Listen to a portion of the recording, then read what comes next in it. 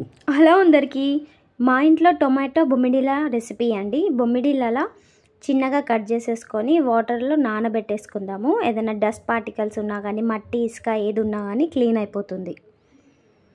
So 10 tomatoes తీసుకున్నాను, బొమ్మిడాలు, 8 మిరపకాయలు, ఒక ఆనియన్, కొత్తిమీరాకు రెడీ చేసి పెట్టేసుకున్నాను.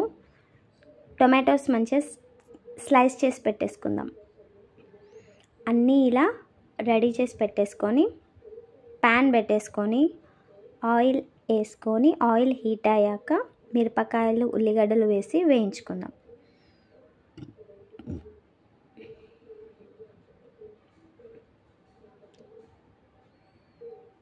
నెక్స్ట్ పసుపు వేసుకొని కలిపేసుకుందాము.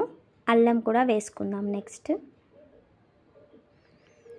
అల్లం ఫ్రై అయ్యే వరకు ఆయిల్ ఫ్రై చేద్దాం.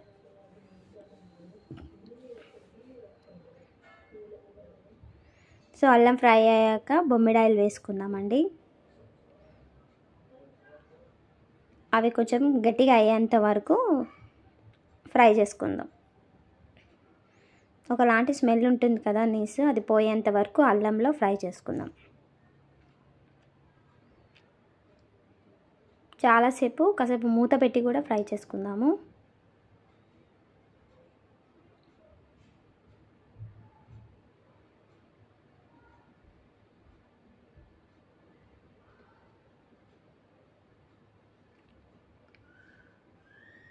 సో అలా కలిపేసుకుంటూ కలర్ చేంజ్ అయ్యాయి చూడండి.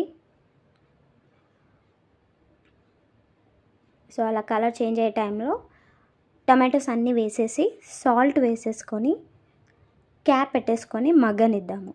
వాటర్లు వస్తాయి కదా అండి టమాటోస్ నుంచి, ఆ వాటర్తో పాటు ఆయిల్ తెలాలి. అప్పటి వరకు కారం ఏమీ వేయకుండా ఫ్రై చేసుకుందాం. సో క్యాప్ పెట్టేసుకొని వాటర్తో పాటు ఉడకనిద్దాం.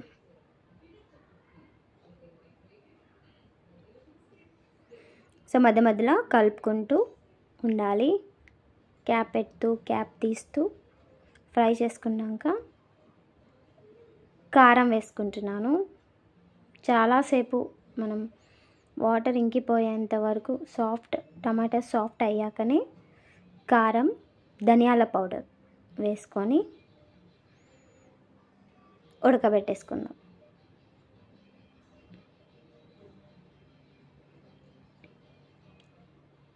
సో మంచిగా కలిపేసుకొని క్యాప్ పెట్టేసుకుందాం. అడుగు అంటకుండా అప్పుడప్పుడు కలుపుకుంటూ ఉండాలి.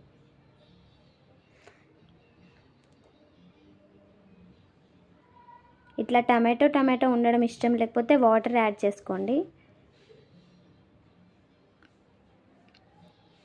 సో కర్రీ దగ్గర పడుతున్నప్పుడు కొత్తిమీరాకు వేసేసుకొని దమ్ లాగా క్యాప్ పెట్టేసుకుందాం. కొత్తిమీరాకులో నుంచి కూడా వాటర్ వచ్చేస్తుంది.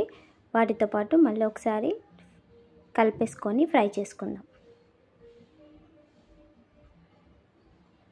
ఇప్పుడు కూడా స్టవ్ ఆఫ్ చేసుకోవచ్చు, కానీ అడుగు అంటేంత వరకు వెయిట్ చేస్తే బాగుంటుంది. సో కంప్లీట్గా ఇలా ఆయిల్ తేలినాక స్టవ్ ఆఫ్ చేసుకోవచ్చు.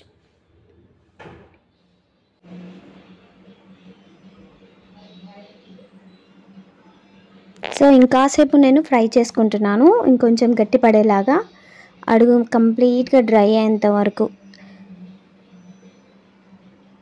సో మీకు నచ్చితే లైక్ చేయండి, షేర్ చేయండి, సబ్స్క్రైబ్ చేసుకోండి. థ్యాంక్ యూ అండి.